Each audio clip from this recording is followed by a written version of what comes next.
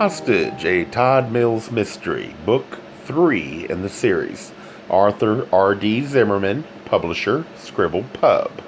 Narrator, Eric Aust. Chapter 28.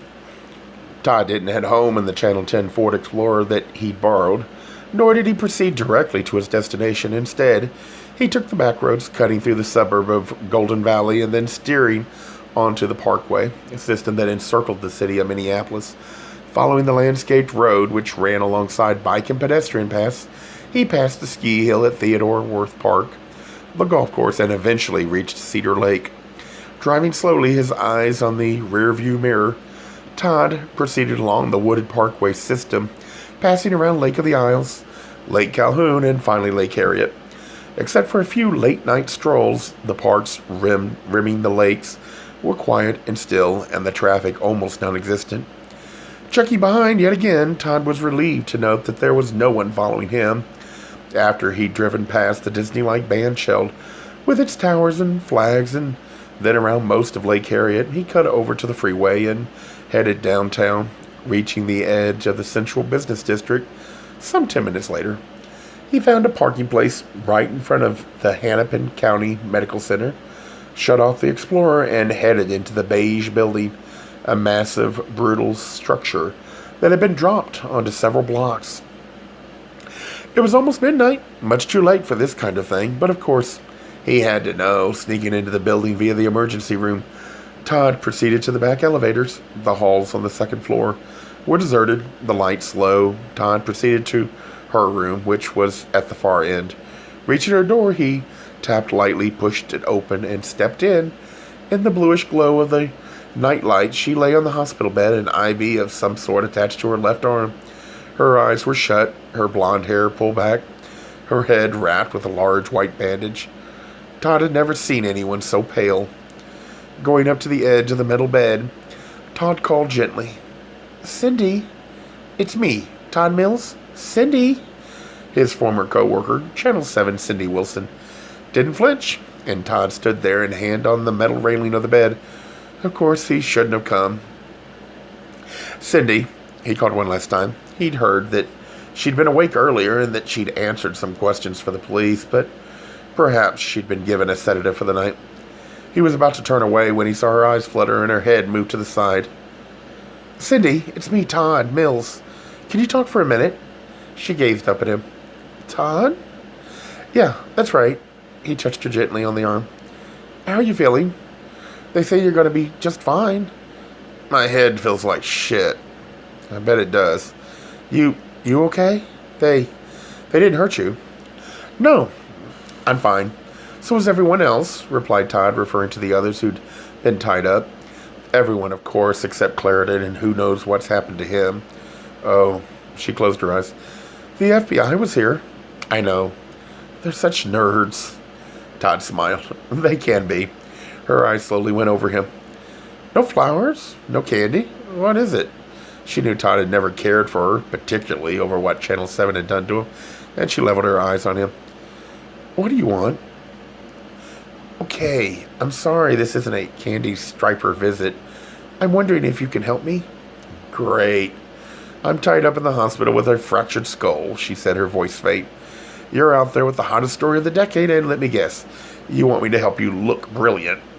Well, some things never change, do they?" Her head moved slightly from side to side. "Sorry, Todd. You can take a flying leap. Visiting hours were over a long time ago. Good night. I've got to get some rest. Roger wants me to do a report tomorrow." "Cindy, this isn't for WLAK." "Right, and my name's Barbara Walters." "Listen, this is strictly personal, I promise. It's not for work." He leaned slightly closer and added, "After the way you came after me at Channel 7 last fall, you owe me." "I was just doing my job." "With a vengeance? What, am I supposed to feel bad because you deceived all of us at the station?" "Come on, you and Roger worked pretty damn hard at screwing me over, and you know it." She sighed. "What do you want?" He reached into his coat pocket and took out the photo he'd found at Rawlins' place. "I want you to look at this and tell me if one of these guys looks familiar." "I'm a fool to help you." She took a deep breath. "Turn on that light over there." Rather than illuminating the surgically bright overhead light, Todd turned on a standing lamp. He then leaned over the bed, holding the picture of Kurt and the other man seated on the log.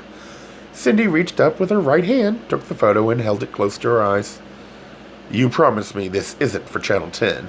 That it's not going to be broadcast all over the world?" she asked. "I swear. Swear harder." "I promise, Cindy, that I won't use this for a report. It really is strictly for personal use. Have I ever told you were a pain in the ass to work for?" "Sorry. You hogged all the stories." "I've changed." "Yeah, right. 60 Minutes just offered me a job." She moved her thumb so that it rested right on one guy in the picture. "That one. That's the guy, their leader. His head isn't shaved in the picture, but it was today." She shuddered. "That's him, the one that hit me." "That's what I was afraid of," said Todd, taking back the photo. "Do you know his name?" "Like I told the police this evening," the woman screamed at him right before he clubbed me. She shouted out his name. "Which was?" "Matthew." "Exactly," thought Todd, now remembering. Cindy asked, "Do you know him from somewhere?" "Not really. He's a friend of a friend." Todd stared at the picture that Rawlins had taken, zeroing in on the image of that one guy who stood there with one arm thrown over Kurt's shoulders. But who was he really? Or more important, how well did Rawlins know him? "Oh, Christ," thought Todd. Was Rawlins involved in more of this, or all of it? "Todd, what's going on?" "I don't know." He reached down, touched her on the arm. "But I'm glad you're okay." "Bullshit. You're glad I'm stuck here in the hospital so that you can have the entire story to yourself." "I'm beginning to wish I didn't. Roger was in here earlier, and he told me you were on the evening news with Dan Rather, and let me tell you, Roger just about had a coronary." "Great," Todd smiled and said, "Now get some rest." "Right." He crossed the room, turned off the standing light, and Cindy and her world sank back into the bluish night light. He started toward the door, then stopped. "Cindy, there's just one other thing." Or didn't it matter? At this point in his life, did it really make a difference who had talked to Clarendon about Todd's sexuality? Cindy, her blonde hair and pale skin bleeding into the white pillow, rolled her head toward him. "What?" "Nothing," he said, catching himself, for it was time, once and for all, to leave that baggage behind. "Take care of yourself." "I will. But Todd, be forewarned that I'm down, but not out." "Good.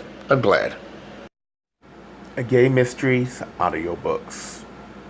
I think it is easy to hate a label, but a face humanizes the word. So this effort is twofold: to offer comfort to those like myself that your world didn't end because you don't fit into the view of acceptable society on both sides, and in hopes of helping those with family that are LGBTQ, that it doesn't mean we are aliens from the child they once knew. Reassure them so they can maybe be supportive at the same time, being true to their values.